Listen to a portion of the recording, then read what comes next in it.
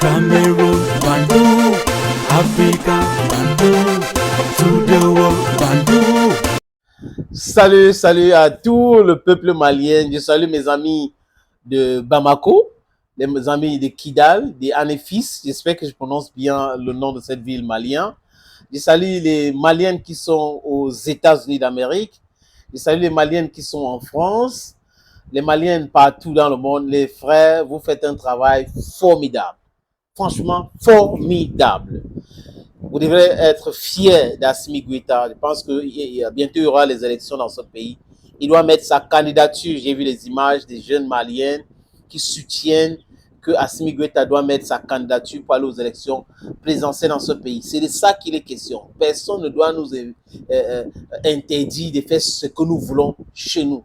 On pense qu'il est un meilleur atout pour maintenir ce travail que nous sommes en train de faire actuellement. Mais ce n'est pas éternellement, peut-être 2 mandats, mais il doit y aller parce que nous voulons un changement réel. Et il faut toiletter la classe politique malienne, d'ailleurs partout en Afrique, pour avoir des vrais enfants d'Afrique, des politiciens africains qui pensent Afrique, qui veulent le développement de l'Afrique, qui pensent la souveraineté de l'Afrique, pas ces petits voyous, ces bandits, ces profiteurs, ces jouisseurs.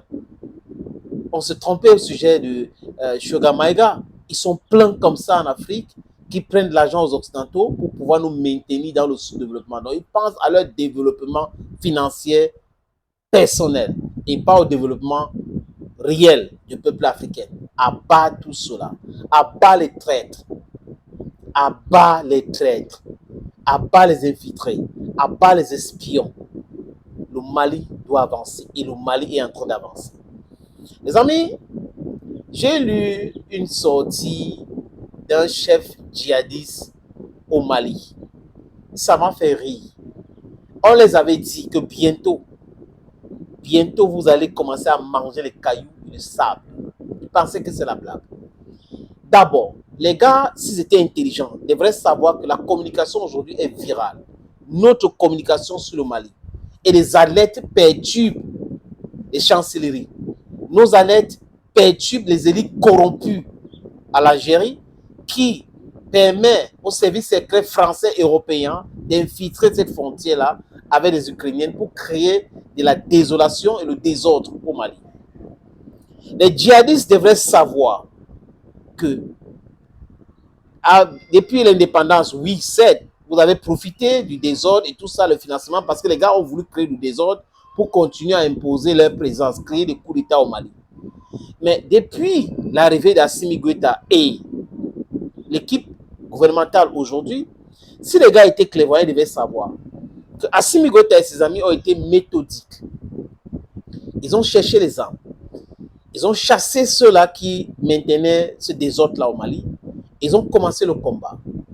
Et Assimi Goïta et le gouvernement malien est sorti dans cette escroquerie, cette grosse mensonge de l'accord de Alger, qui était un accord pour protéger les terreaux et demander une discussion inclusive au Mali avec les Maliens, les Touaregs et tout. Et les vrais sont là en train de travailler.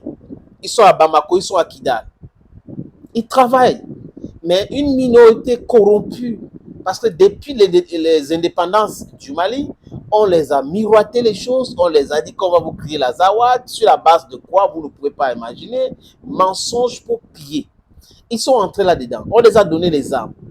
On les a dit qu'avec les Ukrainiens, vraiment avec des drones, vous serez maintenant forts. Les gars ont accepté, ils ont pris de l'argent et la France a dit avec Baka, nous allons vous protéger, vous allez voir, vous allez recevoir vos téléphones. Parce que 12 000 téléphones, les amis, non détectables par les satellites, circulaient au nord du Mali. 12 000 téléphones et près de 10 000 motos neufs. Il y a un port sec au nord du Mali. Donc, ça fait comment pour arriver au nord du Mali si ce n'est pas par l'Algérie ou par la Mauritanie que c'est passé, ou par la Guinée, mais la Guinée, pas forcément. Personne n'est dupe. Quelqu'un peut nous expliquer comment les terroristes au nord du Mali ont fait pour avoir cet arsenal? 10 000 motos, les amis. Imaginez combien de litres de carburant qu'il faut pour cette moto-là.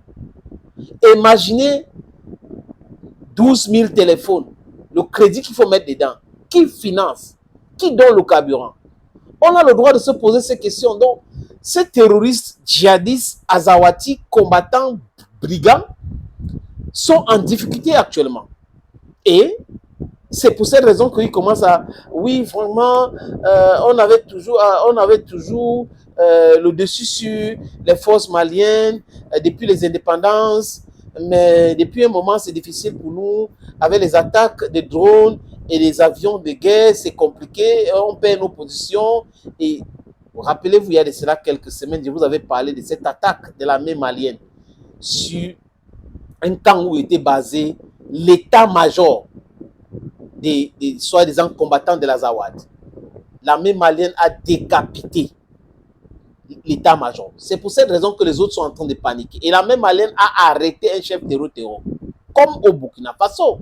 Donc c'est pour cette raison que ce monsieur commence à dire il faut dialoguer. Vraiment, nous voulons dialoguer avec l'État malien.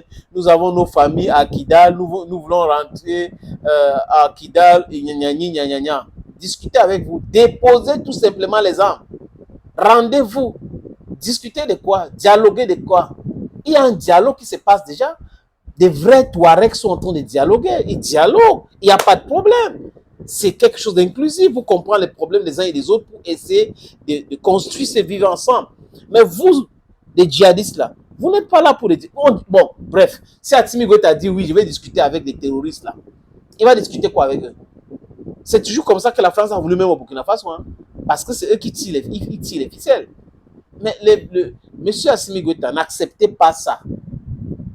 Bon, bref, je sais qu'il est entouré des conseillers, des vrais conseillers. Je sais que le peuple malien, dans l'immense majorité, je sais que la jeunesse malienne ne peut pas accepter ça. Il faut capituler. Monsieur le djihadiste, monsieur le chef djihadiste, du moins toi qui restes là, si tu ne déposes pas les armes bientôt, c'est ta tête qui va tomber. Donc, tu ne savais pas que tu avais des enfants à Kidal, à Nifes, avant de commettre des attentats, prendre les armes pour déstabiliser le Mali. Tu ne savais pas cela.